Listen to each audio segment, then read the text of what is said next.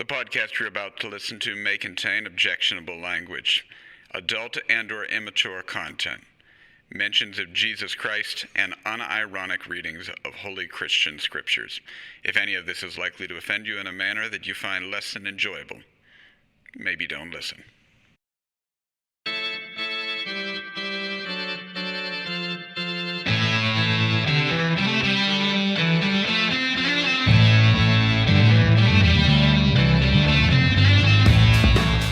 Hi, I'm Pastor Bob Schaefer. And I'm Pastor Eric Damon. Thanks for joining us.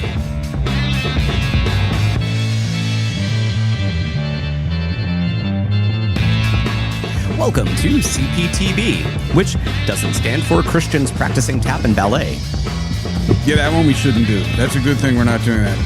Tap and ballet at the same time? It's liturgical dance. That's, again, no. That's what are we doing that's better than that?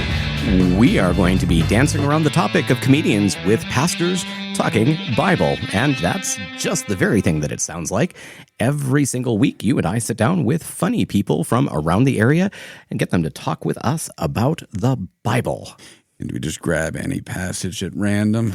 No, we've been much more deliberate and thoughtful than that. We turn to the Revised Common Lectionary, which is the readings that our churches use on Sundays. So it's actually, a useful conversation. Or, it is if we stay on topic.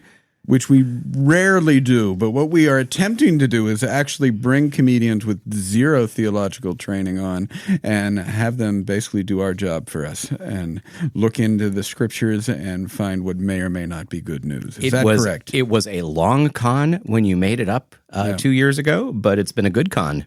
And, it has resulted in all kinds of funny conversations and thoughtful insights about the Bible.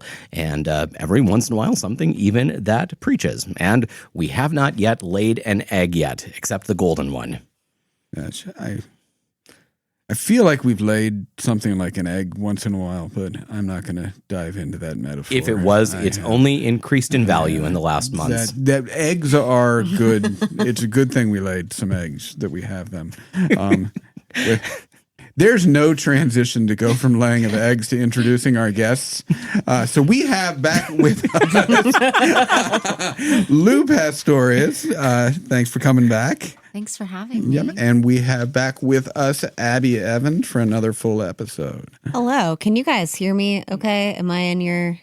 You're in my headphones. Okay, cool. Because I don't think my headphones are working, but as long as you can hear me, it's... Hey, you know what? Need to worry about let's just hit a pause on this and let's fix things for Abby. Okay. See you guys in a moment. Yay. And with the magic of editing, Abby can hear, and we are back. Hi, guys. And Hi, we heard you you before, but now you can hear us. I can hear all of you now, and this is what... How unfortunate. I know. It's like... if we're going to talk biblical, it's like Adam and Eve eating the apple from the Garden of Eden and being like, I can see, but at what cost? We're really glad that you're willing to bear that burden today, just for the sake of our listeners and for Lou, who really needs an ally in all of this. And because of that, you all have to get baptized as a baby just because of me.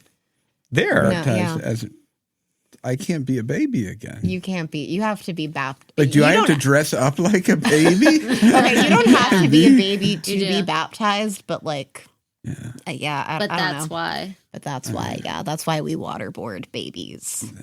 Huh. Yeah. Yeah, I just drip a little on their heads. Dribble? You don't like... No, I don't waterboard them. That's Do you mean. like Lion King Simba, the baby? No, I don't. That is a thing that do you do the Simba Lion King thing with the baby? So my people want me to parade them up and down the aisle after, and I'm not a dad, and I'm an uncle multiple times over, but the kids live on the West Coast, and so I have almost no experience holding babies whatsoever, and I am totally not willing in a moment of ceremony in front of everybody to be holding a squirming child and in danger of dropping them. Yeah, see, I mean, I know myself, and I'm that is nope. I don't have the fear of dropping them. I mean, I've held my kids, I've held other kids, but the fear of the child being ripped out of mom's arms after I've just poured water on their heads Yeah. and they just scream bloody murder the whole time Yeah. that doesn't add any joy to the ceremony. As I've probably dropped hints, I went to a really weird church growing up, and so my youngest brother is 12 years younger than me, and like his baptism, like the priest, he like dunked his head in and then like Lion King Simba'd him and like walked him through the church like during like a full service, and like yeah, I was like, this feels a little excessive. Like you could have just water gunned him and been like, you're good, fam. Yeah, most of our tradition is not going to do the full dunk. It's acceptable, but it's not what most of us will do. And then the Lion King presentation is I want to say it's about a 50-50. Of infants? I don't hold up grown men. No, I mean, but do you fully dunk? No, we don't. A full Grown immersion people. baptism would be okay in our tradition, but it's not what's customary. I mean, most of our churches have tiny little fonts that were donated by a family that was a founding member that we must use, and even an infant doesn't fit in the little bowl we have. Occasionally, there are some churches in our synod that were given very large fonts that you could fit a person in, but they were not designed. They're elevated and not designed for that, so it would look silly if you stuck a person into it. But When I was baptized in, because I was dedicated as an infant, and I was baptized when I felt I was old enough to like make that decision for myself. This is just how it went for me. And my church brought in like a rental like pool thing, and it was just on the floor of the sanctuary, and then everybody like wore swim trunks and a shirt or whatever, and then the decision baptism usually is accompanied by a full immersion baptism, and I mean, You basically have a liturgical hot tub in the sanctuary for that. Well, this one it wasn't they rented aesthetic. one. It was like plastic on the outside. But when I was a carpenter, we did a insurance restoration job of a Baptist church that had the roof blown off in a windstorm, and protecting because they had this it's basically just a bathtub, but it was a very large and therefore very expensive bathtub, and so protecting it while we were putting the new roof on was important. Not as important as the company I worked for when we first came to PA was remodeling the Felician Sisters Convent, and in the sanctuary, the altar had been blessed by a pope that's no longer with us, and we had to redo the ceiling above the altar, and so we had to build a giant force field cage around that altar. And where even now, even as you're building the thing to protect the altar, you're afraid you're going to drop your hammer on the altar and have to go explain to these sisters that you just damaged the Pope altar. That's how I feel when I have to hold babies. Yeah, you have to I so explain. feel that. Yeah. Has anyone ever brought up that you used to be a carpenter and now you're a I know. Do they Lutheran? make you do that as like a work study program Yeah. when you're in theology school? No. Because that was the fact that Joseph was that was like such a sticking point in like the nativity story. Yeah, Like they really wanted you to remember that. Do you ever read anything or you watch the Bible movies and you're like, no, they're doing that wrong? No, you do watch a lot of movies, the same as I'm sure cops do when there's a cop movie. The same as if you're watching anything where they throw in pastors from our tradition. You almost always catch something that you're like, why did they do that? Mm-hmm. I will catch if they have guys working on a job site, they're usually doing nothing in any way, shape, or form related to what happens on a job site. But biblically, he's like planing down a table. That's all they ever have him doing. Totally. And Yeah. you're like, that table is going to be flat. But also in those days, what were you making? You made crosses. And mangers. And Not yet. Well, I mean, Oh, you need a good ongoing had steady to supply of those crucify things. Like Jesus wasn't the You first gotta- person to be crucified. Like hey, he's I the just most think- famous. would that but not be terrible foreshadowing if he was No, like, that is actually, I think, in the last temptation of Christ, that is what Jesus of Nazareth is doing as a carpenter, is that he is making crosses for the Romans. It's a really good movie. It's worth your time, and I think that I'm remembering that correctly. I do But not know. Judas, who is kind of a zealot rebel in that telling, takes great exception to the fact that Jesus is doing that. yeah. What's he like? Kill him. I don't But, care. but I mean, this would have been on one of the things carpenters would have been doing. There was a need for that, but also all the normal carpenter things. Eric, I'm assuming you have never made. Well, I shouldn't assume that you've never made crosses. We've got a great big ginormous wooden cross outside the window from where we are recording. That I've had to make crosses for sanctuaries. I'm I've betting never you made have. like an actual decorative sold one, but made them for different like events in churches that need it put up. But yeah, I haven't created like. I mean, there are people that have to make the crosses that we put on top of our sanctuaries and on the walls in our. I mean, there are people that create those things to this day. They're not actively being used for crucifixions, I hope. there are some. I see the news every year about the where is it that they actually, part of the festival is that they during Holy Week they crucify somebody. Yeah, they like for realsies or just like cosplay. Like it's more of a cosplay. Okay, yeah. But We it give is you, like- it is less of a cosplay than you would want it to be if you're the one on the cross. that's a little, yeah, Method acting. yeah. It's yeah. I think, yeah, that's the you're going a little far for your demonstration there. I think when Jesus said, "Pick up my cross," he didn't say and plant it in the ground and nail yourself to it. And It's have really the news hard to show nail up. yourself to the cross because you can get You the get one first hand, hand. but the second one becomes really difficult, and the one is just not going to do it. We do love a good symbol, though, don't we? Oh yeah. Mm-hmm. Human beings just love symbols, almost more importantly than what goes with it.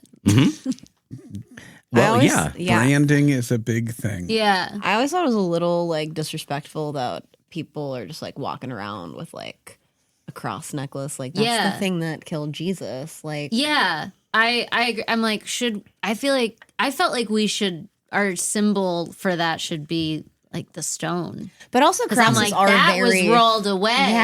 yeah. Or like the veil, like a torn veil. Yeah, so you are Something in, like that. you're But in the crosses room with are two- like pretty, like they're pretty aesthetic too. Like I've seen Yeah. some pretty cool. Well, and I mean, you get to be like real goth and metal with it, but Yeah. But in the room with two Lutheran pastors, it is in our confessions that a theology of glory, which is what would only lift I up guess the you're empty right, tomb, Mm-hmm. calls evil good and good evil. We're trying to make something great out of what happened that weekend. And a theology of the cross calls a thing what it is. We root ourselves in the fact that the reality that we live, the fact that our world is not yet God's kingdom, is what we are rooted in. And the cross is the central part of that declaration of our faith, that until our Lord Yeah, comes, I like it. Emo. Yeah, you changed my mind, but not in the way you might have thought. I agree. Like, I agree. like I kind of I like it now, but out of like spite. Like, Well, like that's the Jesus same- is like coming up. Like, let's go for round 2, baby. Like, And that's the same thing as like calling people Christians and them calling themselves Christians. Is like, first it was used as a derogatory term, and now Christians are like, yeah, yeah. Christian. And my favorite application of the cross is during Holy Week. Actually, all during Lent, it's customary in our churches to have a rough-hewn cross. The way you used to do that would be if you had live Christmas trees, that you would cut the branches off of them, cut the boughs off, and then you would cut the trunk in half and make that into a cross that would then be with you during Lent and through to Easter. We've just got one that that has been our rough-hewn cross for a lot of years, and it serves its job well. And then in Easter, that cross is covered in lilies. And so there is this visual transformation. On Good Friday, my favorite line in the service is, "Behold the life-giving cross on which was hung the salvation of the world." And the imagery there is the cross as the thank you. Yeah, That's a good stuff, isn't it? And I get to say it like 3 times in a row. The image is the cross as the tree of life. And that unexpectedly this dead wood becomes the source of living, life-giving Christ. And so it's the cross flowering unexpectedly when you're least expecting it and looking for it. So that is my favorite thing. The truth is that we no longer cover that cross in flowers. If you were to come to the Good Shepherd and go down into our basement, you would find that there is a cross that is about the same size and shape, and it is covered in silk lilies, and they are always blooming, and most of the time they're hiding in the basement. So we just do a quick change. But, I've seen enough magic acts to know that the quick change, that can be really dramatic. We don't pull it off quite as suddenly as all of that, but it is, you have the experience of you see that cross on Friday, and then when you come to church on Sunday, it's full of flowers. And I feel like that is the truth of the cross. It is an ugly place of death, and it is where a great price was paid, but it is also where life comes out of death. It's also our great hope, isn't it? And it's beautiful in a terrible way. Yeah. And might I just say, like, as a half French person, I dig the morose themes. I was thinking you were going to say you dig the fleur de lis, which is I used to want to get a cross tattoo because the symbolism and all of these things. I understand that you go to hell if you do that. Right. But there's this. A great quote by Scarlett Johansson, our Lord and Savior, as white women. No, just kidding. But no, there's a great quote where she says something to the effect of she doesn't take photos with people, with fans and things, because she says something along the lines of, "I do not wish to be associated with you in this place and time." And that's why I won't get a cross tattoo anymore, because I don't want folks that I don't align with to be like, "You're one of us." Yeah. I don't want that to be like the bat signal for Gooble gobble, gooble gobble. Yeah. And see, for me, the cross tattoo does not. It is the goth metal thing. If I see somebody with a big giant cross on their back, my first thought is not that's a devout Christian. My first thought is that guy really watched a lot of Lost Boys as a kid. Yeah. And maybe that's just where my head goes. We are going to get into scripture again at some point. We've got a few minutes if you want to keep shooting the breeze. Well, I think it is worthwhile, in case we pick up a new listener, for us to be transparent about how we approach the scripture we will read. Absolutely. So Eric and I are both pastors in the Evangelical Lutheran Church in America, a really cool church. You should check us out.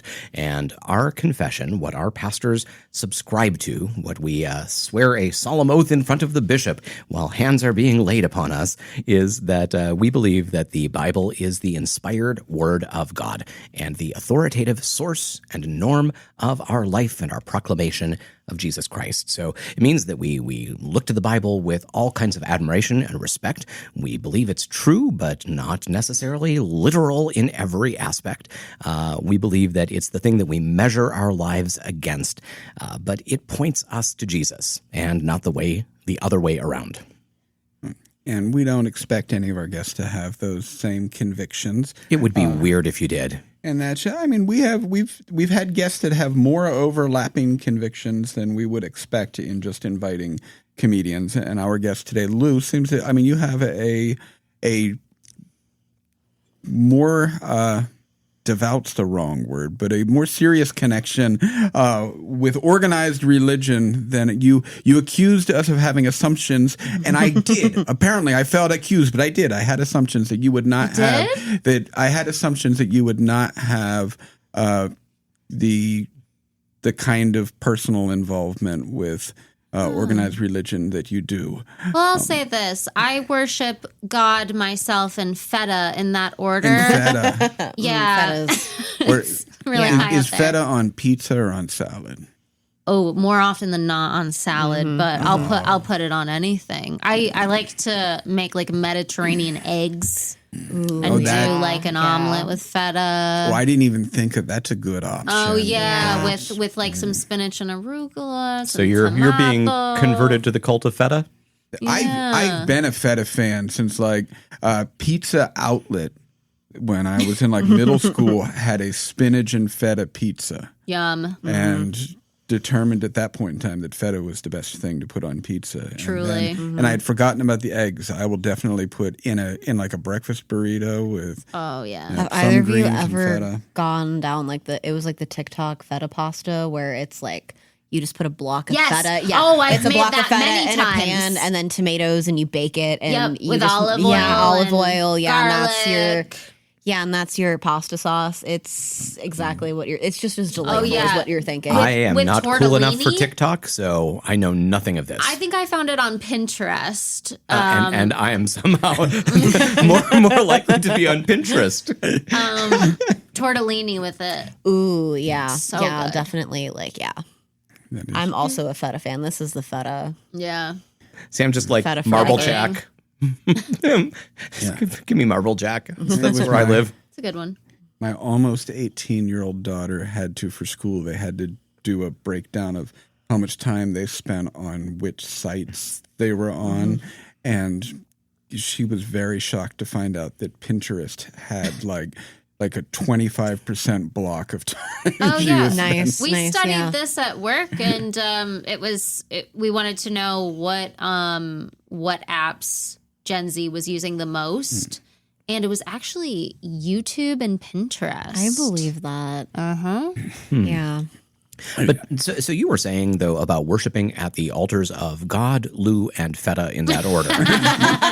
Right. and then we got distracted by cheese. Let's get back as on one track. does. I wanted to hear more about that Holy Trinity. Oh, it's just my priorities, you know. Like, yeah. I believe in God. I believe in myself, and I believe in deliciousness. That could go on a T-shirt. It should.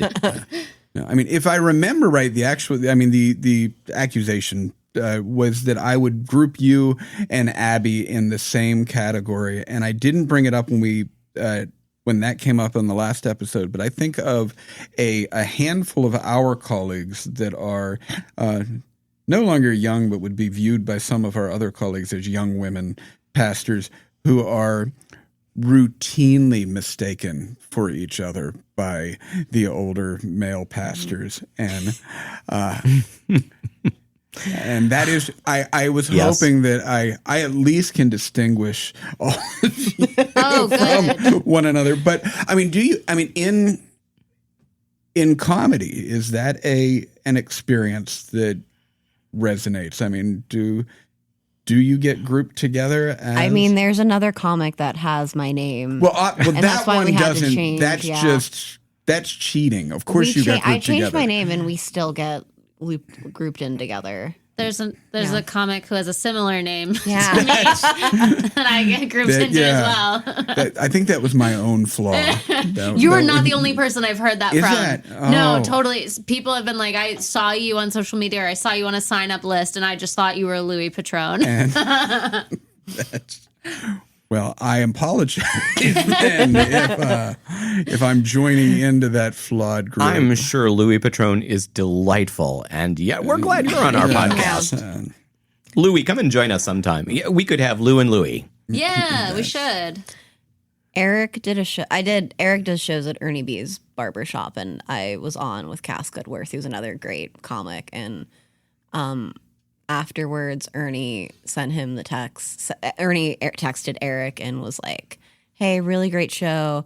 The girl was really funny. In parentheses, her too." And we were like, which one is the girl and which one is her? That's tough. One time I worked and at I like Ernie, and I don't think he meant to be like, but it was like, yeah. No, they do that, don't they? Like one time I worked at an arts conservatory for teens, and it was like mostly in a kind of like underserved community. There were a large portion of our student body were African American males between the ages of like 14 and 18. And I had an admin assistant who was 10 years older than me, blonde, a very different build, blue-eyed, and they would always call us each other's names interchangeably. And I'm like, we look nothing alike. We're like a decade apart. I was like, you guys have to stop with this all white people look alike thing. Like, what is happening? They would just use our names interchangeably all of the time. Ask me how many times I've been mistaken for Georgia Warder. Georgia. Oh, really? Yeah, ask me how many times. How many times? Twice. I'd by love two different to be- people. That twice is still. I mean, I was expecting you to give me a larger number But by the still, way you said it, but yeah. twice is still 2 times Yeah. too many. And I know I am lesbian passing, but like, like Georgia has described herself as a soft launch to women. Like it's, yeah. Yeah, Georgia is. Yeah, the two of you, there's not a lot of Not a lot of overlap. crossover. Not a lot of. If it were Not like in look, not in mannerisms. I mean, I'm having trouble to find why I'm I'll looking out- hard. I I'm will trying to out find one the of them Georgia fully. comparisons. I will out one of them fully and not lose sleep at night. It's Ron Renwick. I'm looking at the camera. Ron Renwick has confused me and Georgia Warder together. One of our colleagues, my buddy Bill Schaefer, he's pastor over in Latrobe, and he and I'm Bob Schaefer, he's Bill Schaefer. We've been the source of endless confusion to people in the Synod. He's established, I've been here now for, like 15 years. So I've been around long enough that people kind of know who I am, but they know him better. And, the poor bishop called me Bill for about the first 3 years I was out here. And then he would feel so bad because he's a very sincere man and he wants to call people by their right names. But he worked with Bill on Synod Council stuff. So Bill is one of the people whose name's on the ballot for, by the time this comes out, we will have elected a bishop. It might be Bill. It might be someone else. We will find out. But I had offered Bill that if he is elected bishop and he wants me to be one of his assistants, that I would be willing to shave my head and grow my beard out and be his mini-me. He could send me to meetings on his behalf, and people would say, "We thought Pastor Schaefer was a much larger man than he." I then offered to our colleague Melissa, who is also in the Did you the grow ballot. your hair out? No, I said so. If you are elected, I think that you ought to ask Bill and me to be your assistants, and I will shave my head and grow my beard out, and then it will be like the Shenderovich twins, and you can be fishmen. That would. So we have a bishop election coming up. Was what all that was about. Oh, yeah. So No, we that can was find that out. was about Yeah, me about you. and You Bill guys- Schaefer. But letting And them Yeah. know. Do Lutherans get as into like bishop elections as Catholics get into for the conclave? Or are those two Well, drastically different things? They're on a much different scale. Okay, So okay. the closest analog to the election of a pope would be, and it's not anywhere near to a 1-to-1 analog, but that would be the election of our national presiding bishop, which is also coming up. Our current presiding bishop is going to retire, and we will get it. And that will have something like a closer analog to the scale. Our bishop is really very similar to a Catholic bishop. I mean, a synod and a diocese are very similar sized bodies. So it's not this international world thing. And the only international world representative we have is the president of the Lutheran World Federation that I can't even name. I So, and I bet most Lutherans could not name the Shout president. out to of that guy. Yeah. Sorry to this man. So for us in the Southwestern Pennsylvania Synod, this year is kind of a big deal because we've only had 2 bishops in the entire history of the ELCA, which goes back to when I was a kid, and you see how old I am, so you know how long ago that was. And we had Bishop McCoy for 24 years, 4 6-year terms, and then Bishop Cussero for 3 6-year terms, and now he's retiring. So in basically more than your entire life, there have only been 2 people who have had that office, and now it's open. There is no incumbent, and so this is kind of a big moment to see who will be this leader that will be the person. And this is a challenging time in a lot of ways. So, what kind of a person are we looking for? What sort of a person is God going to give us? So this is kind of last year when Bishop Cussero was running for re-election. Not going to say that or not last year, but last time. Yeah. Not going to say that wasn't an important election, but, he almost won that on the first ballot. We had how many people on the first ballot? Like 30? Something like that, nominated. Anyhow, not to get into the weeds on that, but this is one of those this will come out after the election has already taken place. So pray for whoever that brave soul is who has been elected, because they're going to be stepping into something that they know very little about what's in store for them, and we're grateful for that. And there are 10 people left on the ballot heading into our election, and all 10 names on there, I would be personally happy to call my bishop. So I am confident in, as we record this before, but put it out afterwards, to say that I am quite happy with who is elected right now. I will shave my head for any of you. I mean, obviously, like anything else, I have my preferences. There are the people that I will vote for. But there is not a single person on our list that I'm going, oh, what are they doing on that list? Every one of the 10 seems to be a very competent, very committed leader of the church. I should also say I'm willing to shave my head just for money. So if anybody wants to sponsor the podcast and willing to give us a big crap ton of money for me to shave my head, I'll do that on camera for you. I'm losing my hair too quickly. If once I shave it, it's never coming back. So all right, that's a big deal for me. You can operate the razor. This will be like the hair match between Vince McMahon and Donald Trump back in the day, and you can play the role of Donald.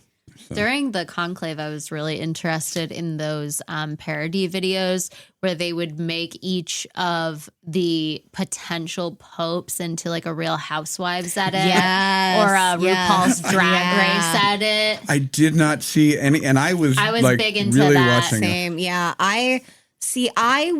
I remember when Pope John Paul II died, and I was told that a conclave was like a once in a lifetime thing, and I've now lived through 3. Yeah. And like I know Pope Leo's pretty young, but like I'll probably live through a 4th, maybe even a 5th if I'm lucky. So I don't know. I'm a big conclave person. I love the movie. I love a good.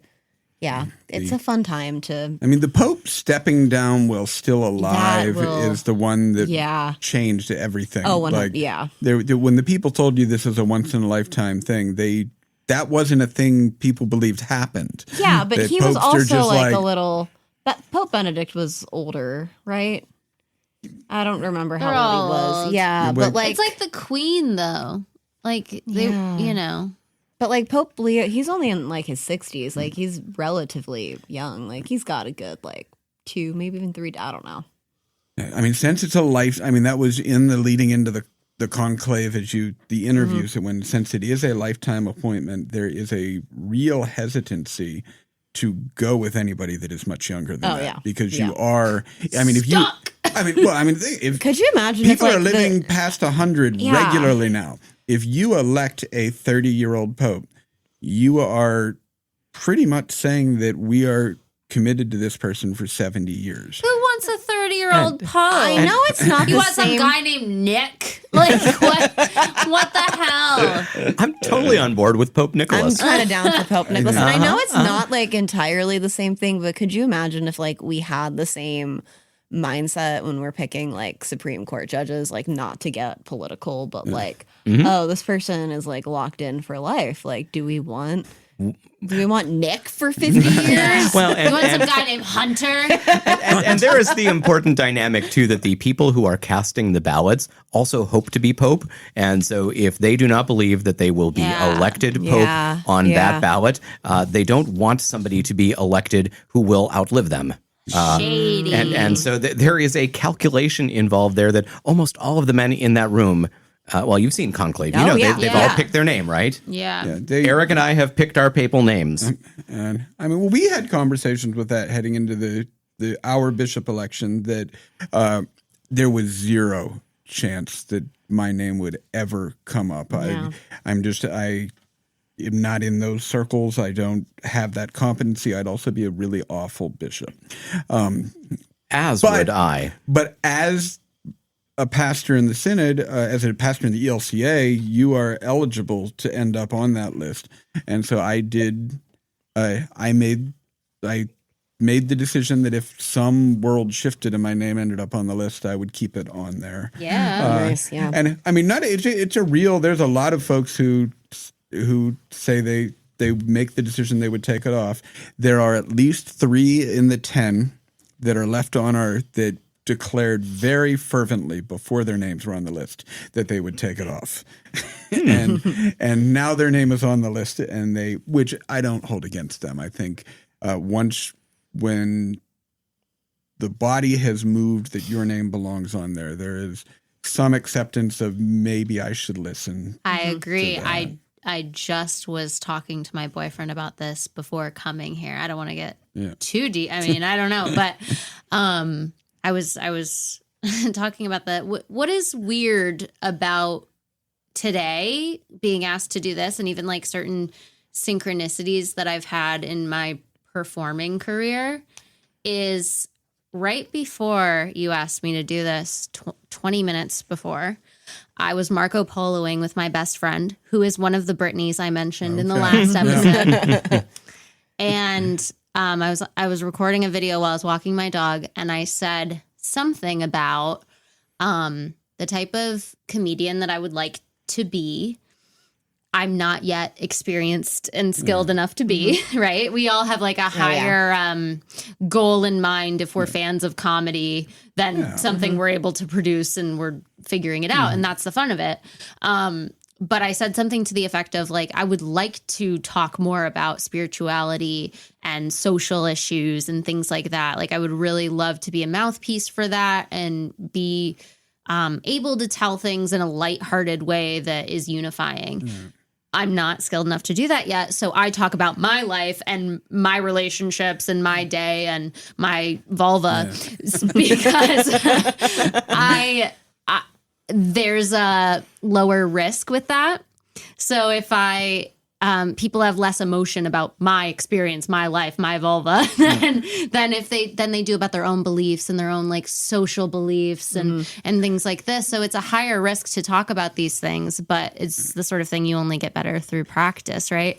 And I was talking about this, and then I finished my video, and I ordered a taco on Uber Eats.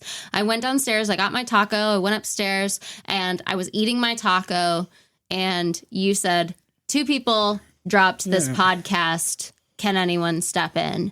And I was like, that was 20 minutes, God. That was crazy. That was so crazy. I just said, I want to do this. It's higher risk. I'm a little nervous and apprehensive to talk more about these things, but ultimately the only way to do it is, through fire, through practice and things like that. 20 minutes. Watch God. That's crazy. That is. Wow. Well, thanks for coming, though. Thanks for having And it is, me. and trying to do that in the 3 to 5 minute chunks that you get at where we all work on the crafted open mics is really difficult. Yeah. When you're given a longer set, I mean, even if you're given 20 minutes, you start to have time to build a character up. And a rapport. They know your intention more and your sensibilities. I have seen very few that can do it in the under 10-minute set. I mean, I really Amir is the one person that I've seen be able to touch on serious topics, still be funny, and do it in an under 5-minute set. He's just a very, and I think it's just a lifetime of him having to have, maybe not a lifetime, but he has these conversations with people on a daily basis. Like, he's just very, like, I don't know what it is about him, but like, you talk to the guy and like he just has like this aura where it's like, I can talk about difficult things with him and I know I can trust him, like to just but it is make sure it's, I mean, there are very skilled people that can't, but to be able to do it in the time limit that we're given while working on the craft is a ridiculously difficult bar to clear. Hey, speaking of time limits. So we've been talking about the things we feel called to do. And we have readings about, our readings only got one of them in it. One guy who was a pope and the other guy who didn't get to be. And so let's hear what reading we have for Peter and Paul, Apostles, June 29th. Which would not normally be the Sunday that we would be doing here, but for those of you who are not familiar with the liturgical calendar, when a feast day falls on a Sunday, it usually will take precedence over that Sunday. So the feast for Saints Peter and Paul happens this year. It is always on June 29th, which this year happens to be a Sunday. And so therefore, instead of being just a random Sunday after Pentecost, it is the feast of St. Peter and St. Paul. So this is for June 29th, and we are looking at John chapter 21, where Jesus invites Simon Peter to declare his love for him 3 times in a manner reminiscent of the 3 times that Peter earlier denied Christ. Jesus commissions him to feed his sheep and predicts that he will die a martyr for God. So here is the text. When they had finished breakfast, Jesus said to Simon Peter, "Simon, son of John, do you love me more than these?" He said to him, "Yes, Lord, you know that I love you." Jesus said to him, "Feed my lambs." A second time he said to him, "Simon, son of John, do you love me?" He said to him, "Yes, Lord, you know that I love you." Jesus said to him, "Feed my sheep." The third time he said to him, "Simon, son of John, do you love me?" Peter felt hurt because he said to him the third time, "Do you love me?" And he said to him, "Lord, you know everything. You know that I love you." Jesus said to him, "Feed my sheep. Very truly I tell you, when you were younger, you used to fasten your own belt and to go wherever you wished. But when you grow old, you will stretch out your hands and someone else will fasten a belt around you and take you where you do not wish to go." He said this to indicate the kind of death by which he would glorify God. After this, he said to him, "Follow me." So as the introduction provided by Augsburg in our Celebrate says, this is bringing us back to the fact that Peter had denied Jesus 3 times. So in part of a reconciliation process, Jesus is given the opportunity to make good in 3 separate times, which I think is valuable to keep in our lens as we read this, so it doesn't seem so much like Jesus going, "Do you really love me?" He's not a pick me. He's such a needy guy. Okay, but like, are you sure? Because Peter is, I mean, assuming Peter is telling the truth, "I do love you," he has been living with the burden of, I couldn't proclaim my devotion to him when it mattered right before he died. And this is a gift of grace given to him to be able to take that back now. And it's there in front of their friends. Peter denied Jesus and he lost that credibility. So this was something that he was bearing this grief, but he also was fallen and not able to be the leader that he had been among them. And so this is Jesus rehabilitating him, not just for himself, but for the role that Jesus wanted him to be able to play among the disciples. This is a really big moment that it gets lost sometimes in the drama of Do you love me? Really? Really, do you love me? Also, you'll hear, we talked about this the last time this text came up, that there's some Greek wordplay here that may not mean much of anything. And sometimes as a pastor, when you're just looking for a fresh angle, you grab onto anything that you can find that you can preach on. And so no shade on any of our colleagues who go down that road, but I think that's not the most important thing that's going on here. It actually makes me think of penance. Now I'm like, I have no Catholic background, but my understanding of penance is that when you are forgiven, that is the real thing. And your forgiveness doesn't depend on penance, but the penance you are given is to try to make a thing whole as well as it can be. So if you are able to actually undo the wrong that you did, that would be a fine penance. If the wrong that you did is not something that can be undone or can't be undone directly, the priest will assign some penance that fits. And I feel like this is Peter's penance here. The wrong that he has done, he is being led proportionally through a moment that step by step, it doesn't exactly undo the wrong, but it makes Peter and the others whole again, and it heals Jesus' relationship with Peter. He was already forgiven. That part was absolutely real, but this is the thing that helps everybody to move forward well in a fixed relationship. It is. It's a stump speech of mine that the Lutheran confessions say that reconciliation only has two parts, confession and forgiveness. You confess your sin, you hear forgiveness from God, from the confessor, as if from God. But our lived experience of reconciliation feels like the 5 steps of Catholic reconciliation that would include penance. So I go off on that often and can, but I am curious as to both of your knee-jerk reactions as to what's happening with Peter. And Peter is about, as you said, going to become, according to Catholic tradition, the first pope. And Jesus this is kind of a commissioning ceremony. He'll eventually be called the Rock. What's the Rock cooking? But so what do you see is happening here with them? Right after eating breakfast, this is the breakfast of fish on the beach, because Jesus just told them they were fishing wrong, and they took his advice and fished right, caught the fish.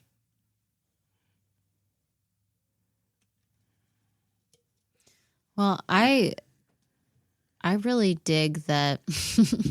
I really dig what God's doing here. No, I think the cool thing is that he's not looking back, right? Oh, yeah. He's not saying, you did this, make it right. And he's giving him a really clear path forward. And not only that, I feel like it's accountability for where Simon Peter wants to be. Mm-hmm. You are acknowledging this within yourself. You love me. That means you do this.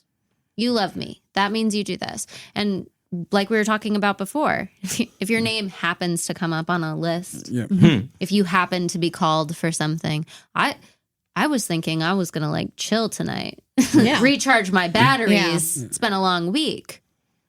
That wasn't what the universe, God, isness, oneness, whatever you want to call it, the universe wanted. So, and you said yes. And I said yes. So that, I feel like this is I think that this goes hand in hand with the last passage we talked about in the last episode too, of this is really, I don't know. I feel like it's, I lost my train of thought, but I was going to say, I feel like this is the Holy Spirit, because he's quite walking him through, isn't he? If this is your intention, this is what you will do. Yeah. If this is your intention, this is what you will do. And that is setting him up for how do you live a life without someone to guide you? That voice you're hearing becomes your own eventually. if you have a good influence in your life. Like parents teach their children, and then that kind of becomes your inner voice. And Jesus does know that Peter loves him. I mean, that's the thing, is that Peter's not wrong. But it is kind of, how much does Peter know that he loves Jesus? Peter does. But does he really realize the depth of his love? I mean, this is a man that, as we talked about in the last time this came up, that they were out there fishing on the boat, and he was naked, fishing naked. Because he fishes naked, he swims clothed. Yes, he puts on clothes to jump into the water and swim to Jesus. I understand he was trying to get an even tan. You finally made it make sense. Yeah. But it was night. Look, Is Peter this like doesn't. making the moon water? Yes, Peter doesn't come into your house and tell you what to do. But if he did, he'd probably be naked. Only if he's fishing. Only if he's fishing. Yeah, just don't go fishing with Peter. Just don't go fishing. I mean, if you got into a fishing boat with somebody and the first thing they did was take off their clothes, you would leave the fishing boat.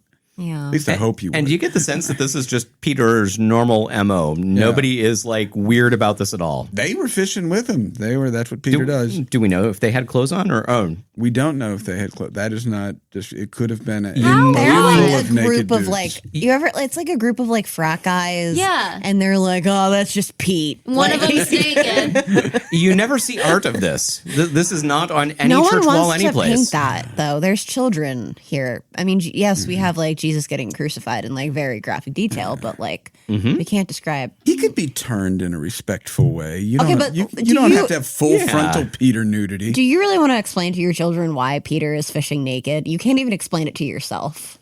And you know what? We talked the last episode that there are some things that maybe we just shouldn't know why. Is that Maybe one of this them? is like